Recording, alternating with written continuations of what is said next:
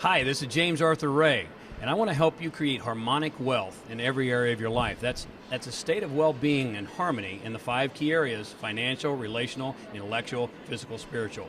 Watch me on Entertainment and Sports Today. Have an amazing life.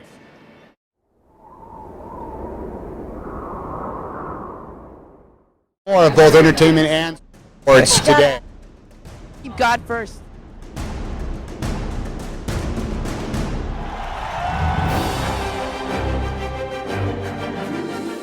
Watch me on Entertainment and Sports Today. Stay tuned for Entertainment and Sports Today.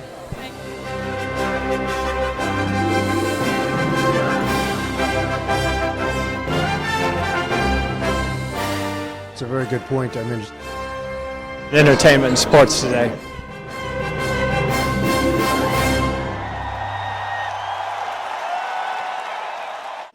Hi, this is James Arther Ray, and I want to tell you that you can create anything you desire and deserve.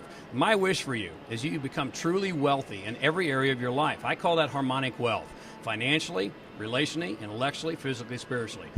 Hi, I'm Margie Rey with Entertainment and Sports Today on Time Warner, and here we are with James Arther Ray. Now, if you saw Oprah, you'd be very familiar with him. Also, if you bought The Secret, you'd be extremely familiar with him. I mean, you're amazing on that show. And what I loved about you on Oprah, because I was watching the show, as many of you were, and everybody was saying, okay, the secret is the law of attraction, the secret's the law of attraction. But when she actually spoke to you, you said, well, it's the law of attraction, you have to think about it, but you also have to take action. And I love it. Yeah, you know, I say you have to go 3 for 3, and that's one of the things that I'm really passionate about. Your thoughts, your feelings, and your actions all have to be firing in alignment.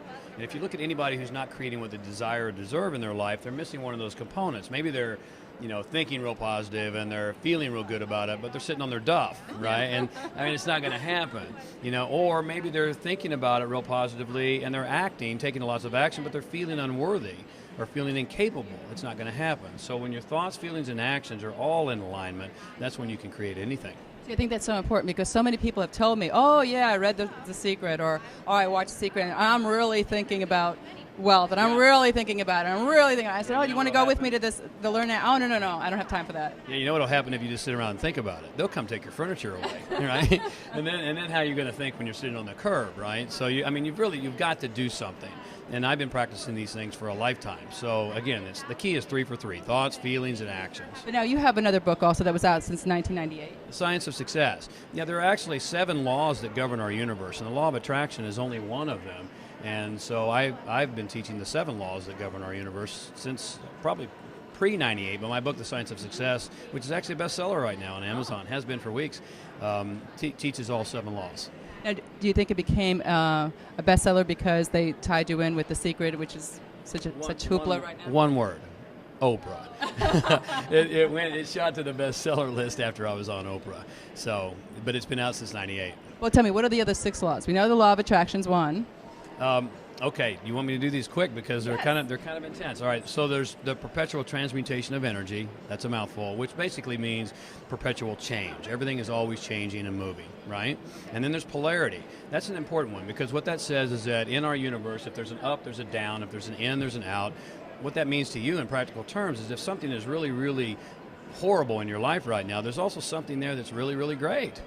And what you're doing is you're not observing that, or you're excluding that from your world. But what you need to learn to do is shift your attention to embrace it. So with anyone that has something really bad in their life, they have to have something really good in their life at the same time? Yes, and that's part of duality. That's part of polarity. That's how it works. We know in quantum physics that there has to be as much negative energy as there is positive energy. We call that positrons and electrons in science. And so that exists in your life. If something really, really is horrendous and difficult right now, there's a gift in there. And so what I teach people to do is ask the question, what can I learn from this situation? How does it serve me? How can I grow? Well, that's 3, right? So that's 2. Okay. Law of relativity says that everything is relative to something else, right? I mean, the only reason that something is good, who says a Mercedes is good? Right, it's relative. It's comparing it rather to something else. That's law of relativity. Law of rhythm says that everything has a rhythm. Seasons come, seasons go. Tide comes in, tide goes out. Spring, summer, fall, etc., etc. That's the law of rhythm. So what that means, again, in practical terms, is that your life isn't always going to be at the peak. It just isn't. I mean, yeah, I know. I mean, when you reach the mountaintop, the mountain is only the mountain because of the valley. That's relativity, but it's also rhythm, is that it goes back and forth. Okay? Cause and effect, you've heard of that one. Every cause has a corresponding effect, right? And then there's a law of vibration. Actually, the law of attraction is not a law.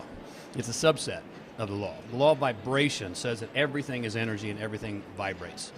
And law of attraction is a subset of the law of vibration. Oh, really? Yeah. Yeah, and then finally, law of gender. Law of gender says that everything has an incubation period or a gestation period. It also says everything has an active and a receptive principle to it. And so what that means, and there's a lot there that I'm not going to go into in a short interview, but what that means is that when you're wanting to bring something into your life, there's an incubation period. For a baby, it's 9 months, right? How long does it take to bring your vision into reality? I don't know. But what I do know is that it takes a lot longer to bring a mighty oak into reality than it does to bring a willow, right? So if you're really growing mighty oaks, which I do, then you've got to practice these things and have more commitment and faith longer term because you're growing bigger results. Well, no wonder your book has turned into a bestseller, because I got to tell you, I bought The Secret, as I'm sure a lot of you have, and I thought, okay, the law of attraction, that's great, but okay, so how do you attract these things into your life? And I kept reading the book, and I thought, okay, let me go get the video. And I saw the video, and still I thought, okay, now I know it's the law of attraction, but how do you do this? So your book actually tells people how to do this. Laws, and again, in simple terms, it's the thoughts, feelings, and actions. You've got to get clear on it. That's your intention. You really got to get specific, because things that are specific gravitate towards their physical form. Things that are vague or ambiguous graduate towards their non-physical form. Then you've got to feel that in your body. You've got to feel the feelings of having that. You've got to be grateful, knowing that it's coming into fruition. And then you enthusiastically act. You take action, and here's the key. Make decisions based upon where you're going versus where you are. And that's a challenge, even when you teach this stuff. You've got to make decisions based upon, if I know these things are coming into my life, what decision would I make right now knowing that that's coming? Most people don't do that. Most people look at their current state of affairs and say, this is who I am, and I'm going to make decisions based upon my bank account. Well, that's a self-fulfilling prophecy of doom. If you're continuing to make decisions based upon your current state of affairs, your current bank account, you're going to create more of the same. Which is probably what 99% of the people do. 99% of the people do, yeah.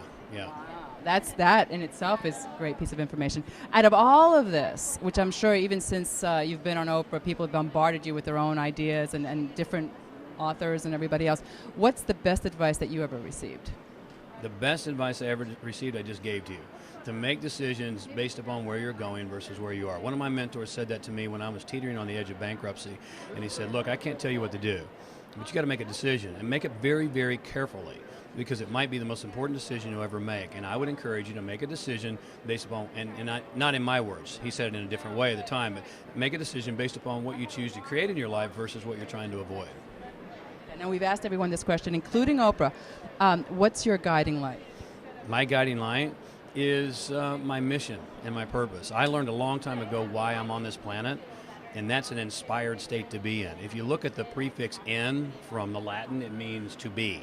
So inspired is in spiritus, or to be spirit. And when you're in that place, then you enthusiastically act every day. I mean, every day's a joy, every day's an adventure. And as you heard me say in The Secret, the first two words out of my mouth every morning when I get up, wherever I am on the planet, which who knows where that's going to be because I'm all over the place, is thank you. I mean, the first two words are thank you. And I really mean that, because I have a charmed life. And I have it because I know exactly why I'm here and what I'm here to accomplish. And that's my wish for you and everyone else. But why are you?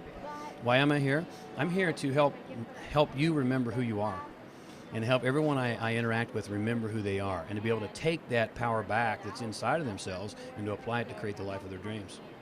I love that. Thank you so much. Now tell them again where they can buy your book, or any other books too. Do you have other books and CDs? I have books and CDs and DVDs, and I have a whole host of experiential events called the Journey of Power.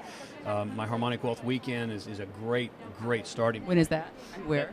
They're all over, and they're all selling out. Yeah, I do them. I do 5 of those a year. We have 3 left. We have Chicago, Vegas, and San Diego still left.